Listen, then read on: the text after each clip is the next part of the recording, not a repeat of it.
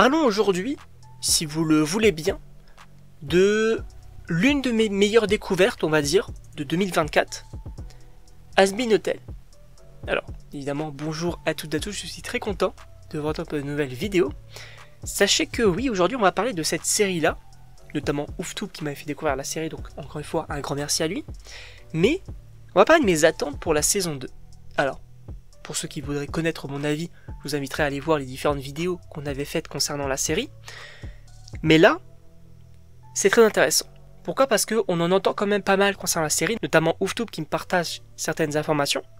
Et sachez que on va revenir un petit peu sur ce que l'on sait, et moi ce que j'aimerais voir. Déjà, au niveau de l'hôtel, avec Charlie, avec tous ces petits personnages, etc. Évidemment que je m'attends à avoir un développement de leur côté, à avoir vraiment la rédemption qui est rendue possible, à avoir plus de monde à l'hôtel, etc. Et notamment, un petit personnage du nom de Baxter. Alors un petit personnage du coup qui serait une sorte de scientifique, mais plus du côté un peu on va dire chimique, j'ai envie de dire. Pas forcément comme Serpentius qui était plus du côté on va dire mécanique, physique. Là on aurait du coup ce petit personnage là, alors on avait eu du coup un concept qui avait été dévoilé par le studio et tout, en vrai c'est plutôt sympa, moi j'aime bien. Donc avoir d'autres petits personnages, genre 2-3 comme ça qui puissent être introduits dans la série en tant que nouveaux personnages, ça peut être plutôt sympa. Après évidemment, au niveau de Charlie, de Vaggie, de Angel, de Husk, etc. Tous ces personnages-là, j'attends un développement. Aussi Lucifer, qui, puisque c'est la partie de l'hôtel et tout, de le voir un petit peu plus, ça peut être plutôt sympa. On peut bien évidemment parler également pour moi, du GOAT de la série, Alastor, qui, j'attends quand même de voir. Parce que, alors, ça aussi c'est peut-être plutôt intéressant, au niveau des antagonistes de la série.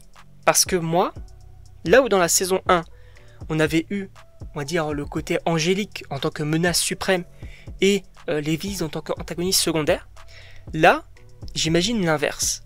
C'est-à-dire qu'on est les Viz, d'ailleurs ça c'est une rumeur qui est très présente, on va dire, qu'on est du coup les Viz en tant que grand antagoniste de la série, en tout cas de cette saison, et que, on va dire un peu plus, de manière un peu plus succincte, en tout cas de manière un peu plus secondaire, qu'on ait quand même ce côté angélique avec la mort d'Adam, avec Serpentius qui se retrouve au paradis, avec Lilith, etc.